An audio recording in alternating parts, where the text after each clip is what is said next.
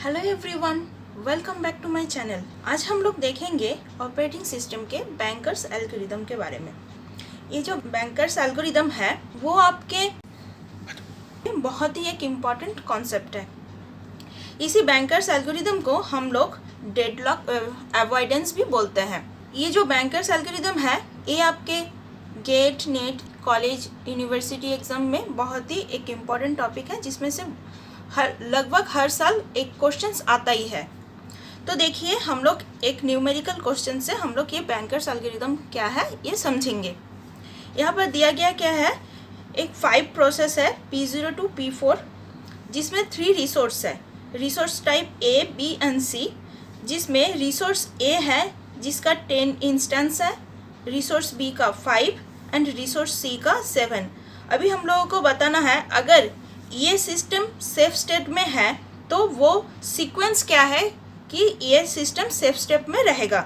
अगर नहीं है तो हम लोग इसको बोलेंगे कि यहाँ पर डेडलॉक है, तो सेफ स्टेट नहीं है। तो पहले कैसे देखें, क्वेश्चन में क्या दिया गया है देखिए, P0, P1, P2, P3 and P4। इसमें से A, B एंड C तीनों इंस्टेंस है।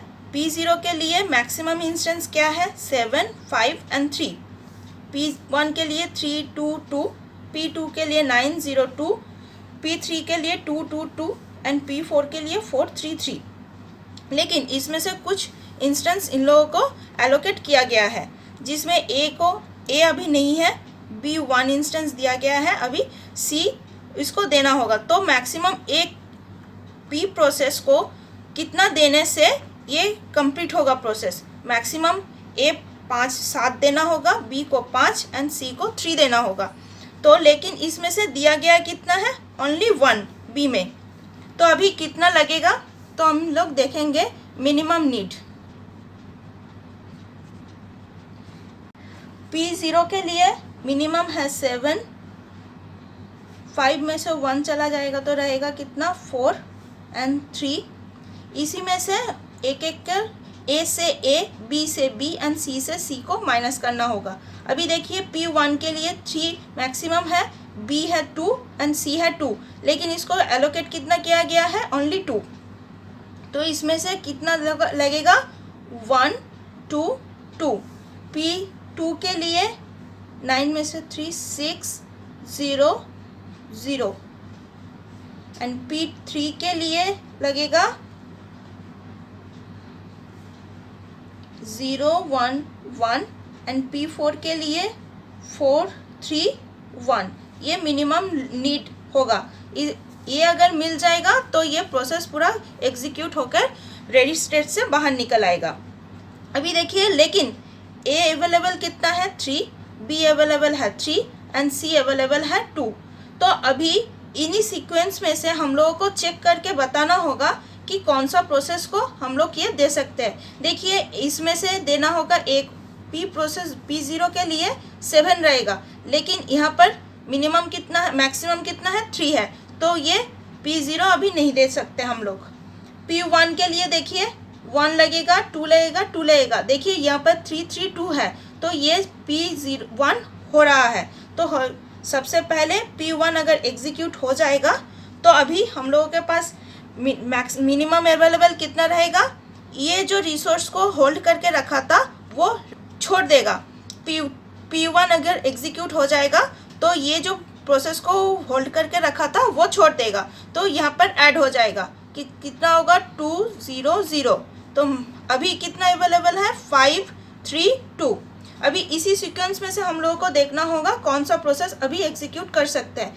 ये तो हो चुका है, देखिए ये लगेगा A6, बट हमारे पास है 5, तो ये नहीं होगा। अभी देखिए ये जो P3 है वो अभी हो रहा है, 0, 1, 1, हमारे पास है 5, 3, 2। तो अभी हम लोग P3 को एग्जीक्यूट करेंगे, तो P3 ने जो रिसोर्स को होल्ड करके रखा था वो छोड़ देगा। तो अभी रहेगा कितना, 2, 1, 1 यहाँ पर ऐड हो जाएगा, तो अभी रहेगा कितना, 3, 4, 7। अभी देखिए हम लोग उसके बाद ये प्रोसेस भी हो चुका है, अभी P4 को हम लोग दे सकते हैं। तो सबसे पहले हम लोग P4 को एग्जीक्यूट कर देंगे। तो ये कितना होल्ड करके रखा था, 0, 0, 2, अभी अवेलेबल है 7, 4 5। ठीक है, अभी फिर से ऊपर जाएगा। अभी देखिए P0 एंड P2 में से दोनों को ही दे सकते हैं क्योंकि अवेलेबल हम लोगों के पास है। तो हम लोग सबसे पहले सीक्वेंस में ही देखेंगे, तो P0 को हम लोग पहले एग्जीक्यूट करेंगे। तो वो कितना होल्ड करके रखा था, 0 1 0। तो अभी 5 5 एंड 7। उसके बाद हम लोग P2 को एग्जीक्यूट करेंगे।